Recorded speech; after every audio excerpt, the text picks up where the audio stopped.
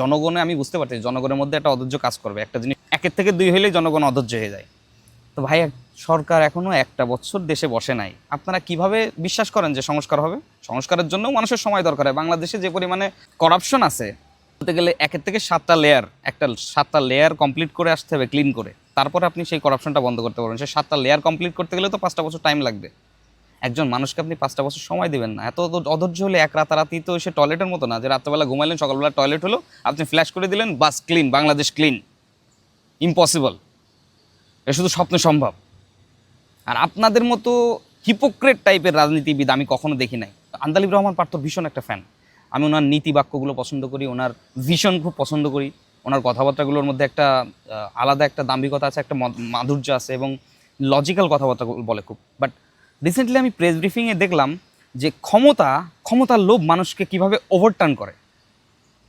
আন্দালিব রহমান পার্থর মুখে আমি শুনতেছি যে হ্যাঁ, সংস্কারের নামে আপনারা যে এই যে সময় নষ্ট করতেছেন দেশের, এই যে করতেছেন, এটা তো ঠিক না। ভাই, আপনি কতদিন দেখতেছেন ডক্টর ইউনূসের বসতে?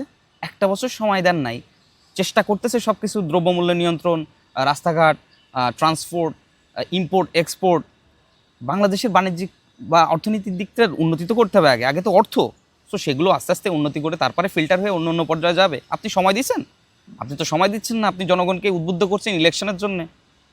ভাই, আপনাদের ক্ষমতার জন্য আপনাদের নিজেদের ব্যক্তিত্ব বলে কোনো জিনিস নাই? আপনাদের নিজস্ব লজ্জাবোধ নাই যে না, আমার দেশের আপনি কয়টা মানুষ আপনাদের জীবন দিয়েছে জুলাই আগস্টে আপনাদের কয়জন মানুষ, বিএনপির কয়জন মানুষ জীবন দিয়েছে? স্টুডেন্টরা জীবন দিয়েছে। আপনারা তো কোনো দলের কোনো মিছিলেই ছিলেন না, বিএনপির কোনো মানুষই ছিল না। একজন বলতে পারবেন যে আমি বিএনপির লোক, আমি মারা গেছিলাম আন্দোলন করতে গিয়ে? দেখাতে পারবেন না। এরকম কোনো সিগনিফিকেন্ট কোনো এক্সাম্পল আপনারা দিতে পারবেন না। আপনারা এখন যখন দেশের স্বাধীনতা হয়েছে, এখন দেশের স্বাধীন বাক্য বলতে পারতেছেন, বুক ফোলায় কথা বলতে পারতেছেন, জেল থেকে মুক্তি পাইছেন, এখন আপনাদের 3 বেলা ইলেকশন লাগতেছে, তাই না? ভাই, লজ্জা করেন। আয়নার সামনে দাঁড়ায় লজ্জা করেন যে আপনারা নোংরা রাজনীতিবিদ। আপনাদের মধ্যে সে রাজনীতিবিদের কিছু নাই। আর আপনার একটা ভঙ্গুর রাজনীতি, আপনার ভঙ্গুর একটা দল নিয়ে আপনারা কীভাবে দেশ সামলাবেন?